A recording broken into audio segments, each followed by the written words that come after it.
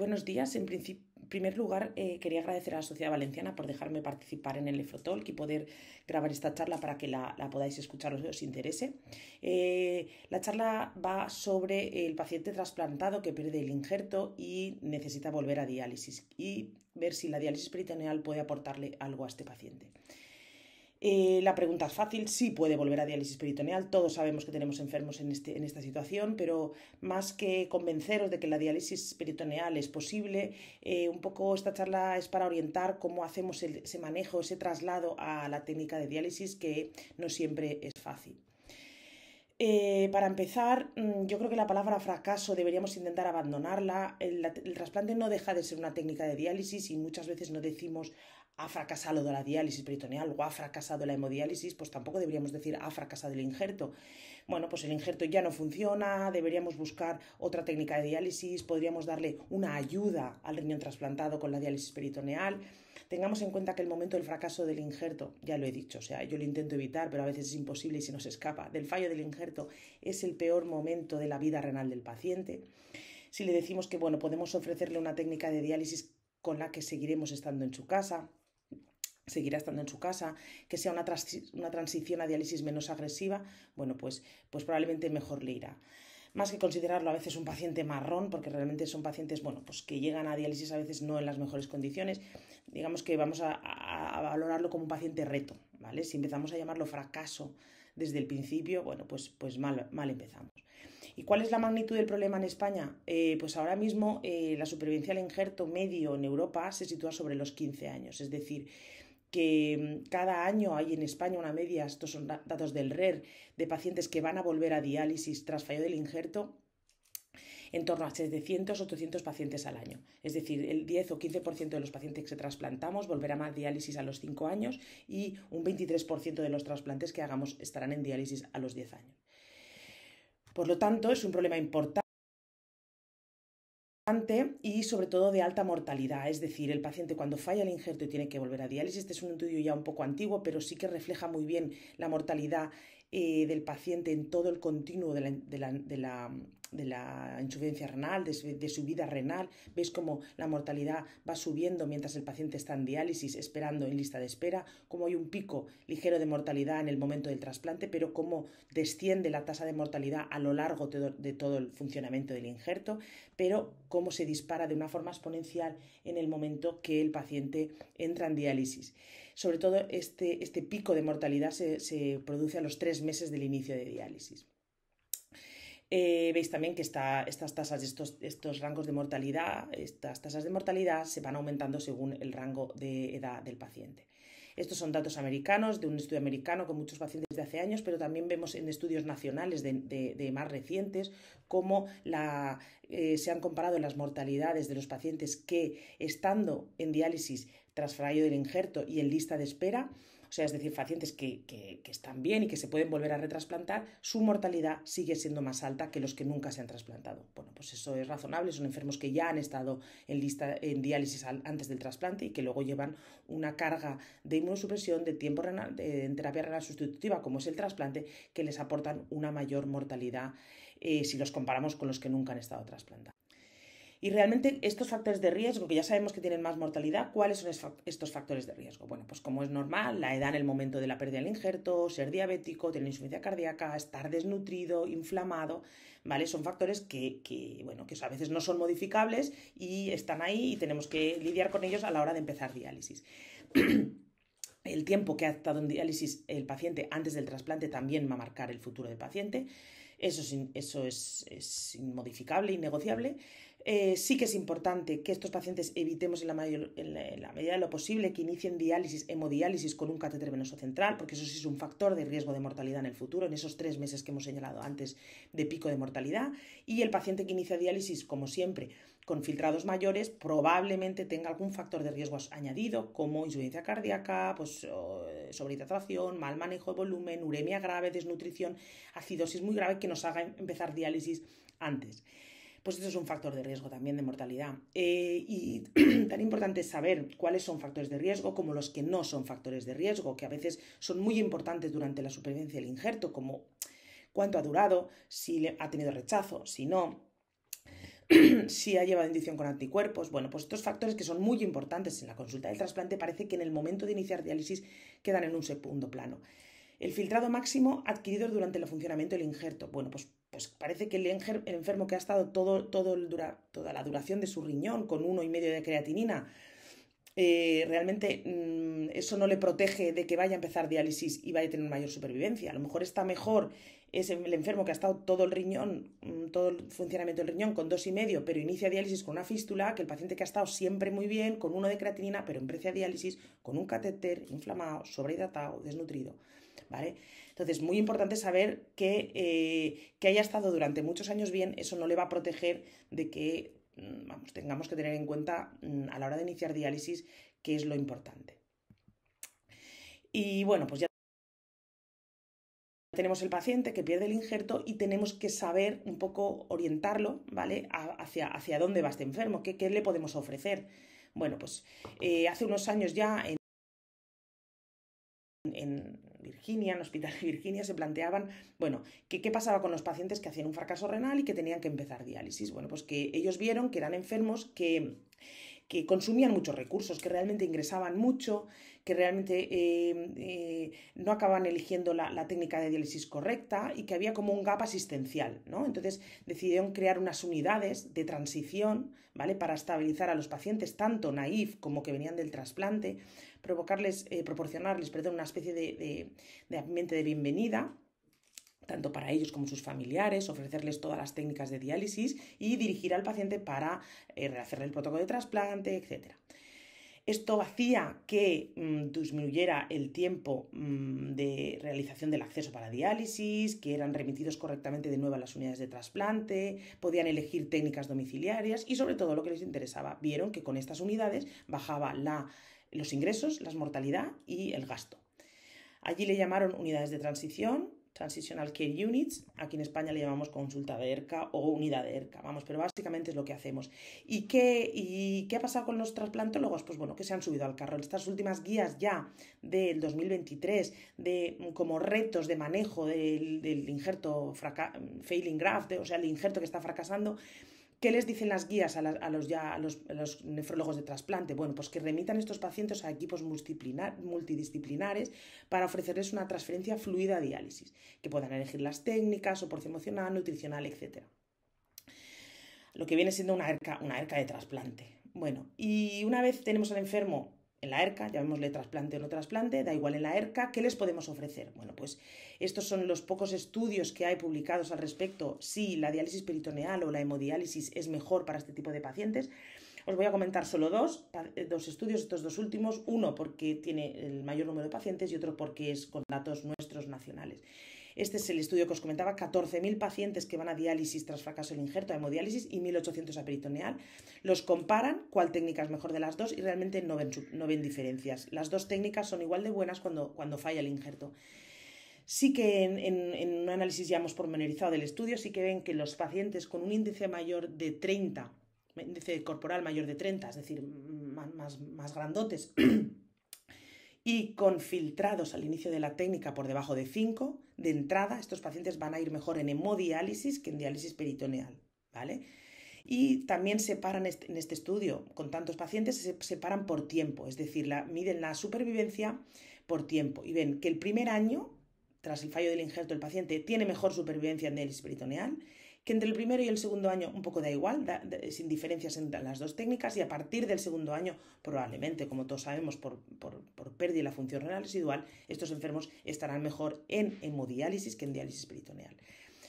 Entonces, en aquellos que sea posible, la ADP es la mejor técnica hasta el retrasplante. Y luego, pasados los 2 años, tenemos que plantearnos si realmente le estamos ofreciendo lo mejor a estos pacientes en diálisis peritoneal o no, y debemos pasarlos a hemodiálisis. ¿Qué vimos en nuestro estudio? Bueno, pues algo similar, son datos del registro del Levante de diálisis peritoneal, es decir, pacientes que pierden el injerto y van a diálisis peritoneal, y los hemos comparado con pacientes que van a hemodiálisis. Un poco los resultados fueron lo mismo, primer año y medio, mejor supervivencia en diálisis peritoneal que en hemodiálisis. Entonces, finalmente, ya nos decidimos por ofrecerle la diálisis peritoneal a este paciente. Bueno, pues pacientes como estos tenéis todos en vuestras técnicas estas unidades de diálisis, espero que alguno tengáis. Pacientes que en un lado o en el mismo lado llevan el catéter en el injerto y en el otro intentamos siempre ponerlo en el otro lado, el catéter de diálisis peritoneal, o a veces no ha habido más opción que ponerlo en el mismo lado del injerto, ¿vale? Para dejar la otra fosa ilíaca izquierda para otro posible trasplante. Esto podríamos discutir. Vale, y una vez el paciente se ha decidido por diálisis peritoneal, ¿qué le tenemos que decir? Bueno, pues clásicamente y en estudios más antiguos sí que parecía que estos pacientes ofrecerles la diálisis peritoneal era algo un poco arriesgado porque tenían más peritonitis, ¿cómo puede ser? Si está inmunosuprimido y tal. Bueno, pues en grandes estudios y con metaanálisis ya más pormenorizados y recientes de este año 2022-23, se ha visto que no, que realmente la tasa de peritonitis y de mortalidad es igual que en los pacientes que están en diálisis peritoneal no trasplantados. Que los microorganismos que causan las peritonitis no hay diferencia entre los dos, parece que las infecciones del orificio tampoco son más importantes en este tipo de pacientes. Tenemos que pensar también que los pacientes que tenemos en diálisis peritoneal en todas las unidades pues también van aumentando la edad, también son más diabéticos, entonces realmente cuando los comparas con el enfermo trasplantado no hay diferencias. Parece que el transporte peritoneal tampoco cambia entre uno y otro. Lo que sí que se ha visto es que el paciente que ha estado en diálisis peritoneal antes del trasplante, una vez empieza diálisis peritoneal, otra vez a la vuelta, su DP, que como sabéis es de cada uno, sí que ha aumentado, es decir, los pacientes que ya eran rápidos transportadores antes del trasplante van a tener todavía, parece, un transporte peritoneal más alto cuando vuelvan a diálisis después del trasplante. Y lo que sí que está descrito en todas las series, y eso es así, y eso sí que está muy demostrado, y se lo tenemos que decir a los pacientes, es que van a perder la función renal residual más rápido. Yo siempre les digo, mire, usted ha cambiado mucho en 20 años o en 15 lo que era llevar el riñón, pero la peritoneal no ha cambiado mucho, y esto sigue siendo lo mismo. Entonces, usted ha cambiado, esto no es igual, sus dos riñones no van a responder igual a la diálisis que un riñón único, trasplantado, inmunosuprimido, es decir, va a dejar de orinar muchísimo más rápido. Tenemos que saberlo. Entonces tiene que saber que va a estar con un recambio 2, 3, 4, pero la cosa va a ir rápido, no va a ser como antes, porque muchos piensan a la vuelta del injerto, no, pues yo ya hice peritoneal antes y estaba con 2 recambios ya. Bueno, pues igual con 2 recambios ahora solo puede estar 6 meses. Hay una menor supervivencia en la técnica por este motivo, tenemos que estar predispuestos y ellos tienen que saberlo, que puede ser que dure lo que dure y que a lo mejor algún tiempo tendrán que hacer hemodiálisis. Y el manejo no es fácil al inicio porque la sobrehidratación es importante. Si nos pasamos con la ultrafiltración peritoneal enseguida se quedan anúricos, si evitamos que estén anúricos están edematizados. Entonces esto es complejo al inicio y debemos en la medida de lo posible evitar ultrafiltraciones excesivas, ¿vale? Para mantener la diálisis residual y lo posible también mantener la inmunosupresión. De esto podríamos estar hablando otro nefrotalk entero, ¿vale? Porque es complejo el manejo, pero si mantenemos inmunosupresión podemos hacer que el injerto funcione más tiempo y pueda estar el paciente, bueno, pues con menos recambios del peritoneal, pues también durante más tiempo. Como es normal, las salidas por trasplante en estos pacientes son menores que en pacientes que nunca han estado trasplantados. Y hablemos de inmunosupresión. ¿Qué pasa? Si la mantenemos la inmunosupresión, bueno, pues eso sí también está descrito en todas las grandes series, parece que aumenta el número de infecciones y de neoplasias y a la larga el paciente tiene más mortalidad. Pero ¿qué pasa si dejamos la inmunosupresión? Si la retiramos, bueno, pues tampoco les va muy bien, porque perder la función renal residual no es bueno. Sensibilizarse anti-HLA y no acceder a un segundo trasplante tampoco es bueno, de hecho es bastante malo. Y estar inflamados porque el injerto está, bueno, pues haciendo reacción y necesita algo de inmunosupresión, tener que hacer una embolización, una nefrectomía, tampoco es bueno, se inflaman, dejan de orinar. Entonces, ¿realmente qué es lo menos malo que podemos hacerles a estos enfermos? Bueno, pues vamos a ver si os lo intento explicar. Realmente las guías no lo dejan claro, no hay mucho consenso en qué hacer con estos enfermos en cuanto a la inmunosupresión. Esta es una encuesta que pasó la SEN hace un par de años en las unidades de trasplante y lo contestaban los nefrólogos de la consulta de trasplante, ¿vale? Para ver un poco a nivel nacional qué es lo que hacíamos o qué es lo que estábamos haciendo. Bueno, pues parece que en los pacientes que no son candidatos a volver a lista de espera, la mayoría de nefrólogos suspendía la inmunosupresión en los 3-6 meses de iniciar diálisis. Los que sí que eran candidatos a un retrasplante, bueno, pues ahí había un batiburrillo de respuestas. La mitad dejaba inmunosupresiones, anticalcineurínicos y corticoides, otros solo los anticalcineurínicos, algunos igual, hasta un 15%, un 14%, suspendía toda la inmunosupresión. y otro 14%, bueno, pues parece que ahí no había nada, ni un protocolo, y que cada uno hacía un poco lo que quería. Sí que todos coincidían, ¿vale? Que la mayoría había visto o en los últimos años había cambiado un poco la estrategia de manejo de inmunosupresión sabiendo el alto riesgo de sensibilización anti-HLA que hay si suspendemos la inmunosupresión. También es importante ver que un 22% ya no participaba en la toma de inmunosupresión, es decir, el enfermo salía de la consulta de trasplantes, iba a un centro de diálisis peritoneal o hemodiálisis y ya el nefrólogo en la consulta ya no decidía nada en cuanto a la inmunosupresión.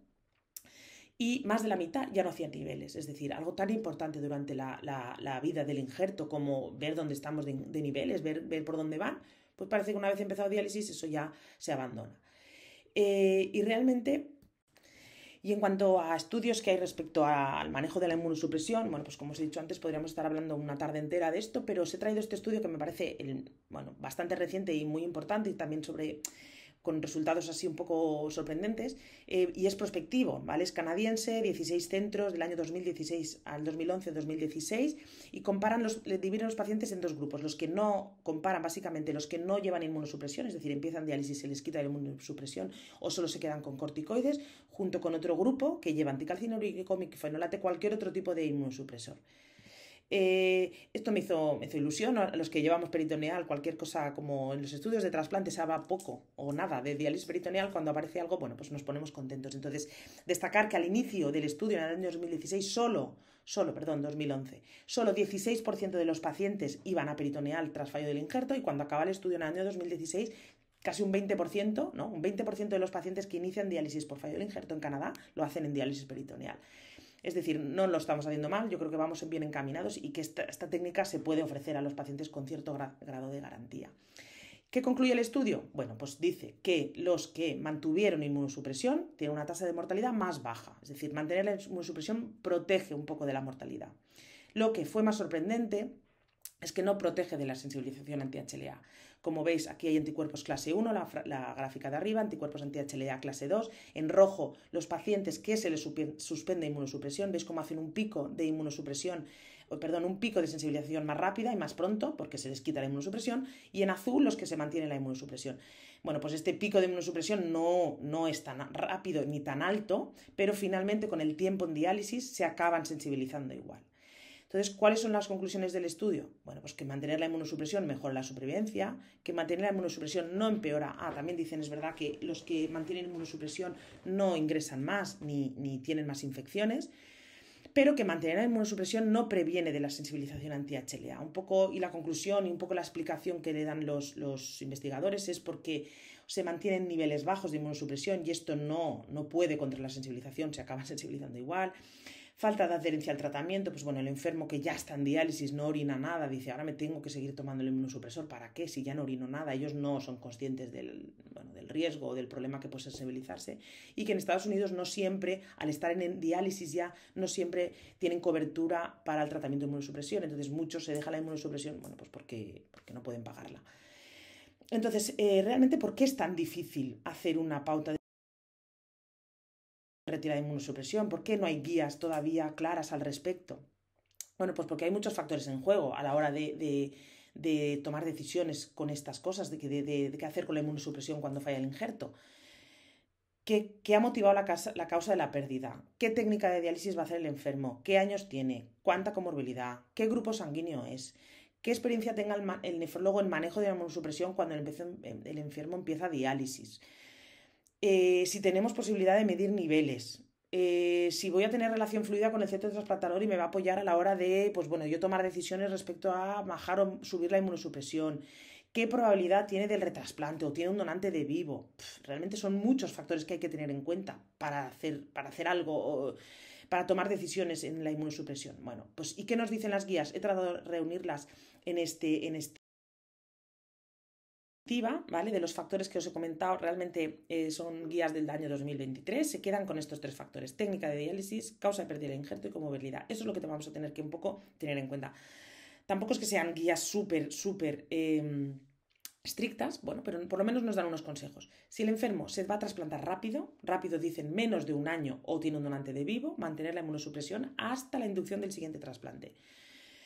Si tú al enfermo lo vas a meter en lista de espera, pero no sabes cuándo se va a trasplantar, por el motivo que sea, pues porque es grupo cero, es joven, no tiene donante vivo y bueno, pues sabes que va a estar un tiempo y no prevés que se vaya a retrasplantar pronto, también aconsejan mantener la inmunosupresión, pero ya, bueno, pues ya no lo tienen tan claro, ya no son tan categóricos, sospecha según infecciones, pues neoplasias, desarrollo de anticuerpos. Por primera vez hacen una distinción al paciente que va a diálisis peritoneal. Si el enfermo va a diálisis peritoneal, mantener inmunosupresión para mantener función renal residual. Esto lo dicen en guías de trasplante. Si al paciente va a empezar diálisis, pero no lo va a ser reincluido en lista de espera, aconsejan minimizar inmunosupresión, no mantenerla entera, bueno, pues minimizar, ir retirando. Luego os comento cómo. Y si el paciente va a hacer un tratamiento conservador que no se va a dializar, pues en este caso también mantener inmunosupresión, bueno, pues para que el injerto nos dure lo máximo posible, si no va a hacer diálisis. También en cuanto a las causas de la pérdida del injerto, también es importante si mantener la inmunosupresión va a tener algún papel en cuanto a la glomerulopatía de base, por lo que sea, lúpica, tal, podemos mantener la inmunosupresión aunque empiece diálisis. Si es una nefropatía de BK, habrá que reducirla. Si es un rechazo crónico, que suele ser, o causa inmunológica, rechazo crónico, fibrosis intersticial, atrofia tubular, que es un poco las causas más frecuentes que a veces no sabemos muy bien cuál es el motivo, bueno, pues tampoco se mojan demasiado. Difícil decisión, que si la mantenemos, que si la dejamos, y individualizar según comorbilidades. Si el paciente tiene una neoplasia, antecedentes de una sepsis gravis, no para de tener infecciones o está muy frágil, bueno, pues probablemente en ese enfermo haya que ir a minimizar en lo posible la inmunosupresión. ¿Y cómo lo hacemos? Ya sabemos qué vamos a hacer, o sea, hemos decidido si la dejamos o la quitamos, y ahora ¿cómo lo hacemos? Bueno, si nuestra idea es mantenerla o de reducirla, bueno, pues la mantenemos, hacemos niveles igual e intentamos mantenerla pues, en la medida de lo posible como buenamente podamos, con ayuda del centro trasplantador. Si reducimos, bueno, pues parece que el micofenolato es el primero que deberemos ir reduciendo, la mitad cuando empiece diálisis y la otra mitad quitarlo a los 3-6 meses. El Prograf se debería quedar el tacrolimus entre 3 y 5 de niveles y la ciclosporina entre 50 y 70 aproximadamente. Los corticoides, el que ya no lleva y el que lleva, bueno, pues minimizar entre 2,5 5 prednisona miligramos día. Esto es el que deberíamos dejar un poquito de inmunosupresión. El que lo quitamos, bueno, pues si vamos a ir a quitarla, hemos decidido por el motivo que sea que tenemos que quitar la inmunosupresión, el micofenolato debe retirarse al iniciar diálisis. Y el resto aguantarlo hasta que mantengamos medianamente función renal residual. Y cuando se vaya perdiendo la función renal residual, pues ir bajando corticoides, prednisona, anticacineurínicos, pues a razón de 0,5, 1 miligramo al mes, depende de la dosis inicial que lleven, y ciclosporina a razón de 25 miligramos al mes. Corticoides también ir bajando, después poquito a poquito hasta suspender en 6 y 8 meses. ¿Qué nos dicen las guías? Sí que nos dicen que monitorizar anti-HLA no nos debería hacer tomar decisiones en cuanto a la inmunosupresión. Es decir, el enfermo que veamos que por lo que sea le pedimos unos anticuerpos anti-HLA y se ha sensibilizado, esto no nos debería hacer que ahora de nuevo aumentemos la inmunosupresión. Entonces, hasta ahora lo menos malo es mantenerla, pero no tomemos decisiones en cuanto a inmunosupresión según la sensibilización anti-HLA. Y muy importante, si el paciente está en lista de espera, la comunicación debería ser fluida con el centro trasplantador para ver un poco cómo manejamos a ese enfermo a nivel inmunológico. Otro tema a tener en cuenta, ¿vale?, que creo que es importante comentar, es la intolerancia al injerto. Todo el mundo tenemos estos enfermos en diálisis, sabemos que son enfermos muy inflamados y tienen picos de inflamación que se llaman intolerancia al injerto, picos de intolerancia inmunológica al injerto. Clásicamente, ¿cuáles han sido estos síntomas de síndrome de intolerancia al injerto? Bueno, pues fiebre, hematuria, dolor en el injerto, edema. ¿Pero qué pasa ahora con las pautas de mantener inmunosupresión? Bueno, pues que son cuadros más larvados, ¿vale? Son cuadros de malestar inespecífico, anemia que no responde bien a la EPO, PCR aumentada, ferritina aumentada, cansancio. Bueno, no siempre es fácil diagnosticar, incluso a veces líquido turbio en el líquido peritoneal. Lo publicamos en nuestra unidad, tuvimos 2 casos y era una intolerancia al injerto de libro y no era una peritonitis. No hay que poner antibiótico, hay que poner corticoide para tratar este líquido turbio. Claro, pues el injerto inflamado pues irrita el peritoneo y da un líquido turbio. En fin, hay que sospecharlo, hay que tenerlo siempre en la cabeza, puede pasar, no es raro, ¿vale? Hay series que la mitad de los pacientes hacen una intolerancia al injerto. ¿Y quiénes tienen más riesgo? Bueno, pues los jóvenes con mayor respuesta inmunológica, si la pérdida del injerto ha sido precoz, y si ha sido inmunológica. El tratamiento, os lo sabéis, pulsos de corticoides a dosis altas al principio orales, luego descenso lento en 6 meses y si no, habría que plantearse si no responden o recidivan, nefrectomía o embolización del injerto. Y ahora ya por último quería comentaros nuestra experiencia con la diálisis peritoneal tras fallo del injerto en nuestro hospital. Iniciamos una especie de de trasplante en el 2019, ¿vale? Viendo a este tipo de pacientes. Desde entonces han empezado diálisis en nuestro centro por fallo del injerto 95 pacientes. La edad media de remisión a la consulta de ERCA de trasplante era 60 años, el injerto duración de 8 años y los hemos tenido en ERCA de trasplante durante 6 meses, hasta que hemos tomado la decisión de o empezar hemodiálisis domiciliaria, conservador, algún trasplante Parentev que ha venido primero a la consulta de ERCA, porque muchos que se trasplantan Parentev a veces ni llegan, se reincluyen en lista de espera y se trasplantan desde la consulta de trasplante. Pero bueno, de los que más contentos estamos es que de un 40% han hecho peritoneal por fallo del injerto y de esos 40% solo un 25% había estado antes en peritoneal, es decir, realmente no sabían nada de lo que era la diálisis peritoneal. Los hemos comparado con enfermos que tenemos en la unidad de peritoneal que no están trasplantados y realmente tampoco, bueno, al inicio no hay mucha diferencia, misma edad. Como veis, el filtrado glomerular es más alto, es decir, empezamos antes diálisis en pacientes con fallo del injerto, trasplantados. ¿Por qué? Pues por todo lo que os he contado, pues enfermos que vienen a veces algo más desnutridos, sobrehidratados y tenemos que ir un poco más rápido y eso, aunque sea el filtrado más alto, bueno, pues si hay que empezar diálisis un poquito antes que en los no trasplantados. Pero bueno, las condiciones en las que empiezan son iguales, urea, creatinina, albúmina, etcétera. ¿Y qué pasa? ¿Cómo siguen en peritoneal? Bueno, pues lo que sí que está claro y como os he dicho está descrito en todos los estudios es que pierden la función renal residual mucho más rápido. Al año del trasplante, al año de estar en diálisis, prácticamente la diuresis residual es de medio litro al día. Cae mucho más rápido que en enfermos no trasplantados. Por lo tanto, el KTV peritoneal debe ser mucho más alto. Necesitan más recambios, cicladoras, etcétera. No vimos diferencias en nuestra serie en cuanto al DP de creatinina, no hay diferencias ni comparado con otro grupo de no trasplantados ni con ellos mismos, aunque no son muchos, antes de empezar la técnica de diálisis. Y sí que vemos también que el hiperparatiroidismo cuando empiezan diálisis es mucho más grave, es decir, enfermos con una paratiroides que ya ha estado en hemodiálisis o en diálisis peritoneal, trasplante, cuando vuelven a diálisis hacen hiperparas mucho más severos, mucho más graves que necesitan muchas veces paratiroidectomía. Tampoco hemos mirado la tasa de peritonitis y hay diferencias entre los dos grupos. ¿Y cómo les va durante el diálisis? ¿Cómo acaban? Bueno, pues las salidas por trasplante, obviamente, que suponen casi la mitad en el grupo control de no trasplantados, también salen por trasplante, nos ponemos muy contentos cuando están en peritoneal y se trasplantan. Un 20% de estos pacientes vuelven a salir de la técnica de peritoneal por trasplante, otro 20% los tenemos que transferir a hemodiálisis, un 15% de éxitos, como en el grupo de no trasplante. Y otras causas de salida, bueno, pues como veis, catéter disfuncionante también los hay, traslados a otros cientos, a veces lo que hemos hecho es ponerles el catéter en el hospital PSET de peritoneal y luego trasladarlos a sus centros de referencia, porque como somos hospital trasplantador, a veces tenemos pacientes que son de otras unidades, entonces se pone el peritoneal y se van a seguir peritoneal en su centro original.